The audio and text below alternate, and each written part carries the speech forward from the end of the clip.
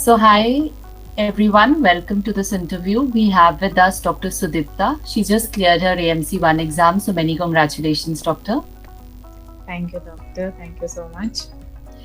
So, Doctor, I'll start with the most basic question like everybody has. Like, how do one who's at the very beginning stage, how does one start, with so many resources and which are expanded, in all kinds of ways.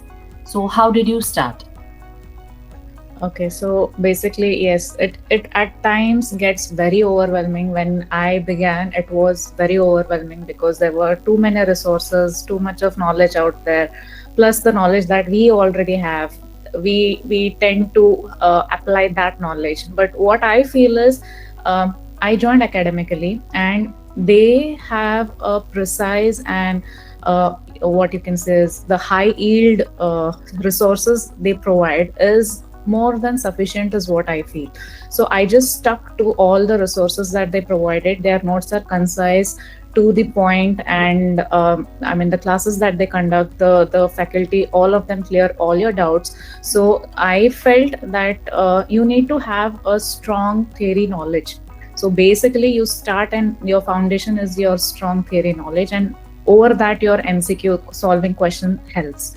So yes, so that way academically, yes, their resources are really reliable. So I didn't just go to look outside. I was holding on to my theory. Yeah.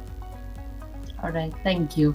So, doctor, what was your strategy like? Did you go through the PPTs and the videos first, and then did you do like mocks, and were you incorporating some self notes, referring to the guidelines?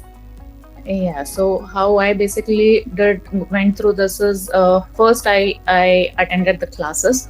So Okay. after the classes, I went through the PPT and made my own notes. So through like I'm not used to the digital part of it, so I want a notebook and a pen and a Mhm. paper thing.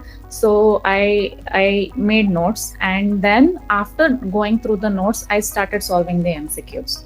So that way then I realized where I'm lacking, I mean what guidelines I'm lacking at, and then I went back to those guidelines, and again I did them again. So that helped me become firm in that topic. That is how I went about. Okay. And any special subject you feel like, IMG should pay special focus to?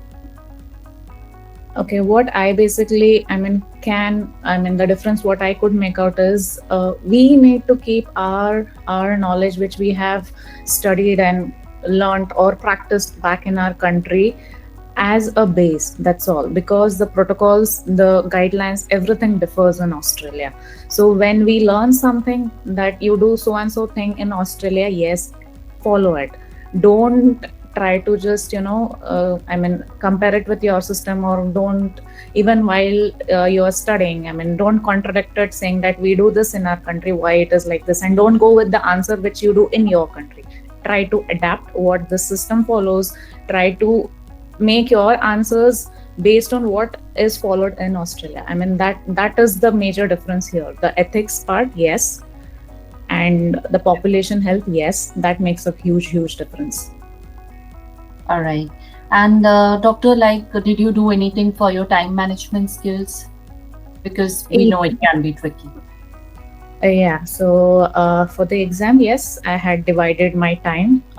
Like as we were directed by Dr. Swapnil, just prior to the examination, we had a last minute strategy.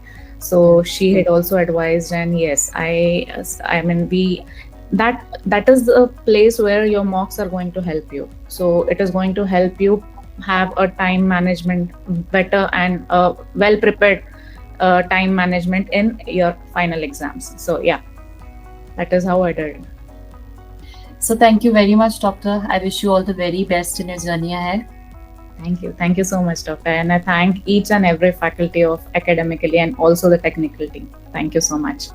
Thank you. Thank you. Good luck to you. Thank you.